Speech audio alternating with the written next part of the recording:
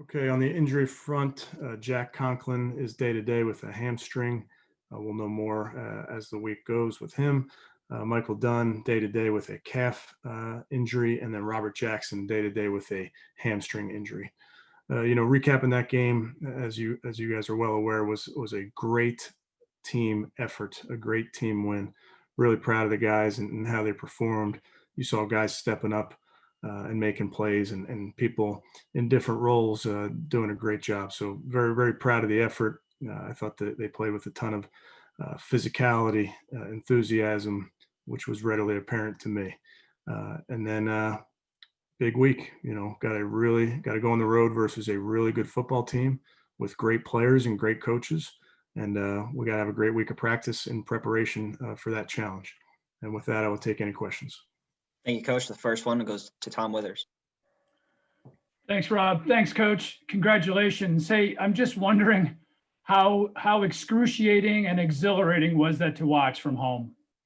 Yeah, those are two good words, Tom. I don't plan on doing that again. And just after the game, they said that they got you on FaceTime and stuff. What did it mean to you to be a part of that? I understand you talked to AB and Mike right after the game. Just what was that like for you? Yeah, I was proud of the guys, and they earned the right to compete, and then they earned the right to go out there and play like they did. Really just so happy for them to have the success that they had. Thank you, Tom. Jake Trotter, you're up. Hey, Kevin, who did you get to FaceTime with first? Well, Jarvis coming off the field FaceTimed me immediately, which was, I wasn't expecting to be jumping on FaceTime about 2 seconds after the game ended. But yeah, just, I think Coach O'Shea grabbed me in the locker room so I could see the coaches. It was a strange feeling. Obviously, Jake, don't plan on doing it again, but great to just let those guys know how proud of them I am. So you had your phone off during the game, correct? When did you turn it on, and how tempted were you to turn it on during the game? Yeah, no, it was off because I didn't want the distraction of it. So I was doing a lot of pacing, and but once that game was over, I turned it on because I figured I'd get on the horn with some of the guys. Thank you, Jake. We'll go to Marla Ridenour. Yeah, Coach, congratulations. I don't know. I heard that somebody say you were going to mute the TV. Did you do that too?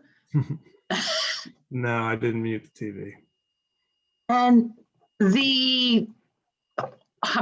while you were pacing, was there like stress eating involved or, like? I can't taste anything, so that wouldn't have helped.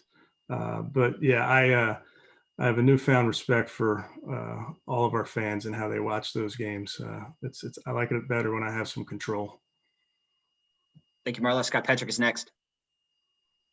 Hey, Kevin, how did you think that Alex did calling plays, and especially that screen to Nick that went for the touchdown?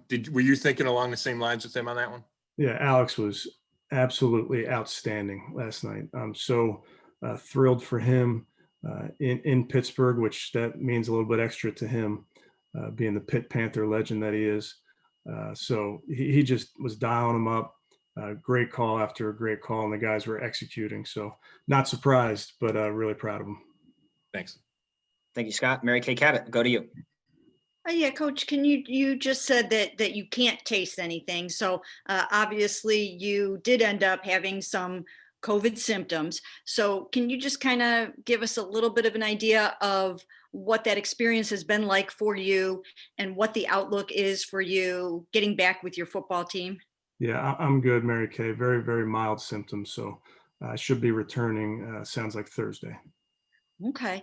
And how much of an appreciation, I guess, will you have for, being back on the sideline, knowing what it felt like to be in the basement for a game?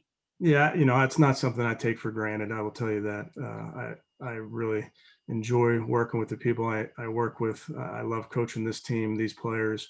We got a bunch of fighters on this team, so looking forward to getting back in the building with them. Thank you. Thanks, Mary Kay. To Steve Dorshett.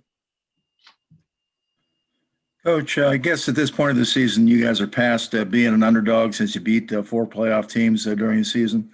But you weren't supposed to have any chance, given all the circumstances, to win at Pittsburgh.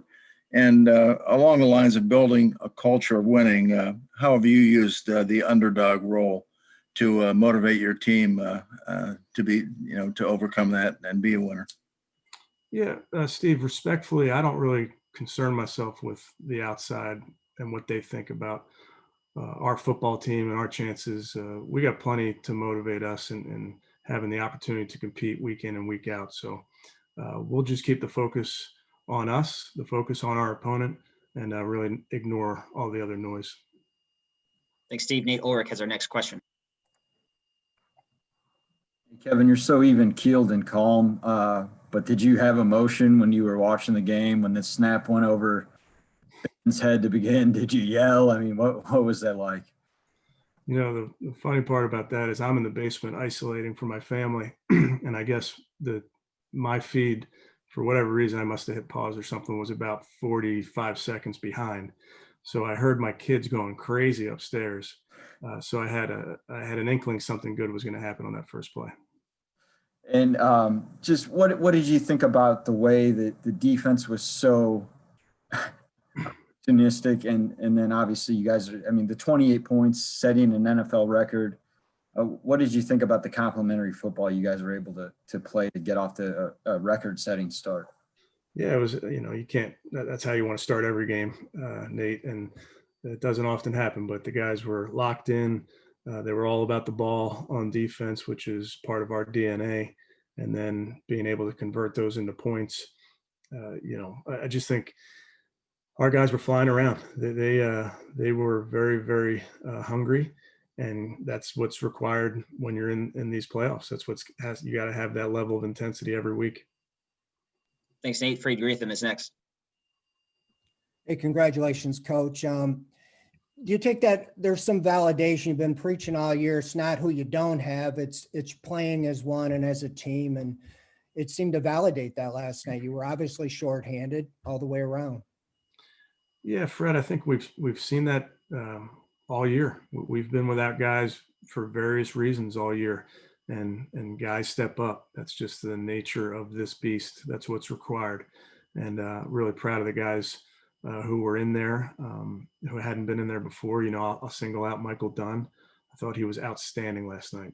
Really, really great in his technique, in his effort, in his assignment. He did a great job, among others. Thank you, Fred. Jeff Shadell's next. Hey, Kevin, can you kind of go back a little bit to hiring Alex Van Pelt? Because he's one of the few guys that you really didn't have a working relationship with, but you guys mesh so well. So how does that work out? Yeah, AVP is somebody that we have a lot of mutual friends. While we didn't know each other well, we could very easily on either side pick up the phone and find out what he's all about. He could find out what I'm all about. So I was very comfortable from that standpoint. And then just how we see the game and how we view this and sharing this vision. He's in lockstep with what I believe in and our offense believes in. Thanks, Jeff. We'll go to Didi King-Habwala. Hi, I know that you keep saying it's not about you, that it's about the players, but football is a game of stories. So can you just give us a little color? I mean, do you have a dog? Was there a dog with you last night? Did you have a beer? Were you taking notes? Were you yelling at the TV? Can you paint that picture a little bit? Yeah, I mean, it was it's a strange feeling, Aditi. It's not, again, something I hope not to ever do again, but I tried to lock in and pay attention and try and kind of see where AVP was going and where Joe was going with some of the calls and watching along with our guys. And I just turned into the fan of the team, just pulling for our guys like crazy. But it's a very, very unique feeling not to be there with them. So there was a ton of nervous energy that usually doesn't exist on a sideline for whatever reason, but it existed for me last night. Nick Chubb after the game said that maybe you should consider staying in your basement. Any possibility to that? Sorry, Nick, you're stuck with me, buddy. Thank you, Aditi. Jake Trotter, back to you. Yeah, Kevin, Baker has demonstrated a lot of self-belief over the years that's been, well documented, going back to when he was a walk-on in college. How much of that do you think is rubbed off on this franchise, in that locker room, on the team? I think one of the best things about Baker is he is so very much himself at all moments. He's an authentic person, and I think that rubs off on his team. I think the way he leads by example, the way he leads vocally, the guys respond to, and that's, I think, again, speaks to him just being himself. And you're right, he's been counted out a bunch in his life. Thanks, Jake. Tony Grossi, you're next. All right, Kevin, congrats. Great job. I wanted to, you kind of made light that you have a newfound respect of Browns fans having to watch those games without any control of it. And I asked Prefer this last night because he is a Cleveland native. Were you nervous in the third quarter when Ben was mounting that challenge? I mean, as a fan and not as a coach, were you getting nervous? Tony, I think every game you have a nervous energy. What every player will tell you that they feel those butterflies. But once you start playing, I think that kind of goes away. I trust my team. I trust these guys. I trust the players. I trust the coaches. And I know that the goal was to find a way to win any which way we had to. And I think you saw that resiliency from that team last night. And we played a really good team. So you knew they were going to come back. That didn't surprise anybody. So the guys knew they had to weather the storm and then ultimately just find a way at the end. Appreciate it, Tony. Scott Petrick. And watching your team. Go ahead, Tony. You're fine. I'm sorry. Watching your team live for the first time without any control, did it give you a different perspective on anything about your team that you don't see from the sidelines? I don't think so, Tony. Maybe a couple better angles of some replays, but our guys play really, really hard. They play for each other. They fly around. So that's obvious to me when I got the front row seat that I normally have. Thank you, Tony. Scott Petrick, your line is open. Hey, Kevin, how are you guys able to neutralize that Steelers pass rush that led the league in sacks? Yeah, it's never one thing, Scott. I think the play calling, I think the play execution, I think Baker understanding where to go with the ball and getting the ball out, quickly and on time.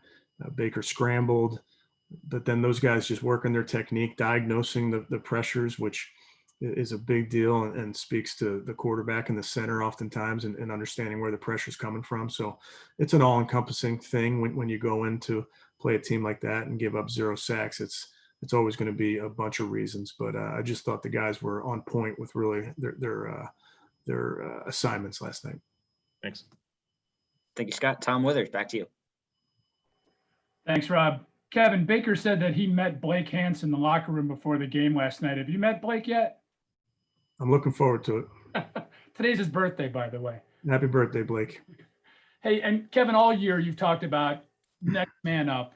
Why has this group grasped that more than any that we can recall? I don't know, Tom. They've been put in these positions early and often this season. It's something we've talked about, but you don't often speak things into existence. So I just give credit to the players and in how they've responded. They've been about the doing. Thank you, Tom. We'll go to Mary Kay Cabot. Yeah, Coach, can you just address 2 things real quick? Number one, last week you sent the message to your football team that anybody that's in the tournament now is in here to win the Super Bowl and anybody can get it done. And that belief really seems to be pervasive among your guys. So can you just first address that? Yeah, I mean, we're one of 8 teams. Not a math major, but I like, we'll take those chances. And that's what the guys understand. This is the fun part about the playoffs. Yeah, every game gets bigger and bigger, and the challenge gets bigger and bigger. And got a big challenge this week playing the Super Bowl champs.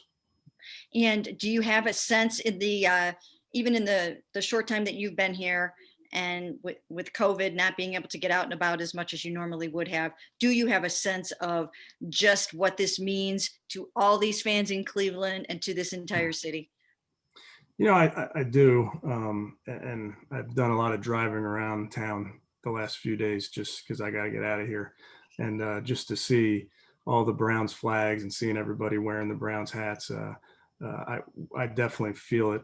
I think our players understand how big it is for this community, and we got to keep it going. Thank you. Thanks, Mary Kay. Dan Lobby, you're up. Hey, Kevin, just to kind of spin this forward a little bit. I don't know if you're, as you were coming up, if you studied other offensive coordinators or offenses or anything like that. If Andy Reid would have been one of those guys, and just in general, what you kind of think of him as a play caller and some of the creative stuff that they do there. Yeah, I mean, Coach Reid is as good as they get. You know, obviously myself growing up as an Eagles fan, I was able to cheer for a bunch of his teams, and he does an outstanding job with his team, and then in particular the offense.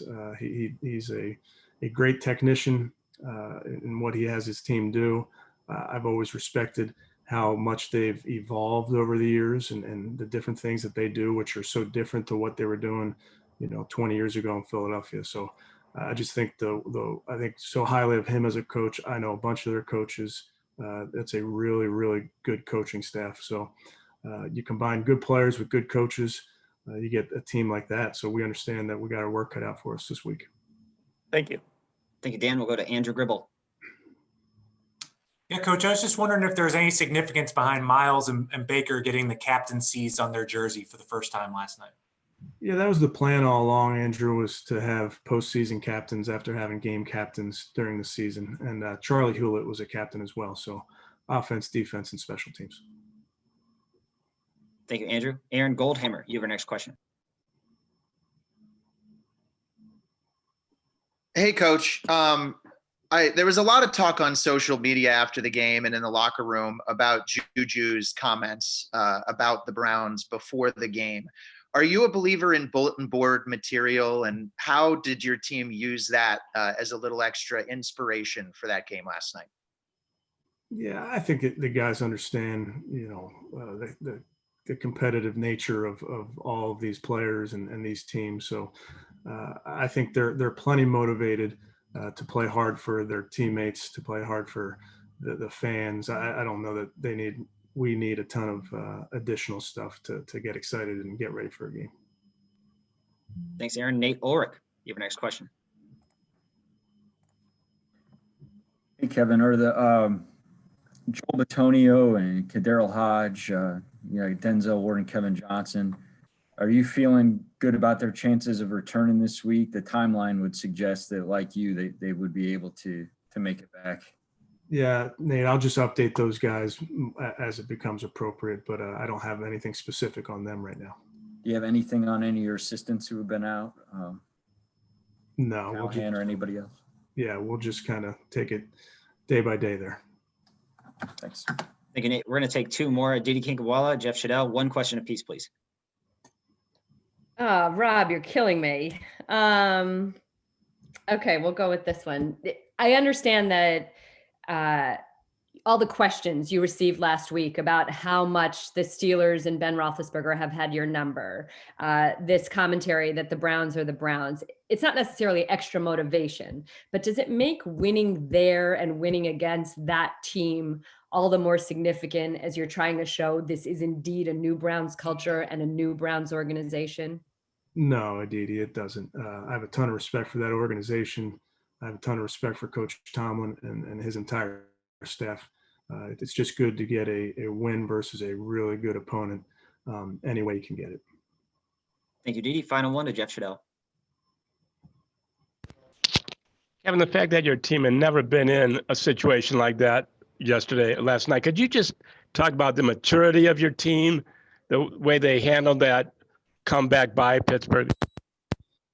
Yeah, Jeff, I think we've been in a bunch of games this year, and you never know how the flow of the game's going to go. But when you're playing a really good football team, you know that they're going to come back and have some success, and you're going to have to weather a storm. Now, we'd love to not have that, and there's things that we can do way better there, especially in the middle part of that game and towards the end of the game. I think we can improve in those areas, but there's some quality opponents that we're facing. That one last night was a very quality opponent that we knew was going to keep swinging. So that's what our guys did. They continued to fight. That's what's required in postseason football.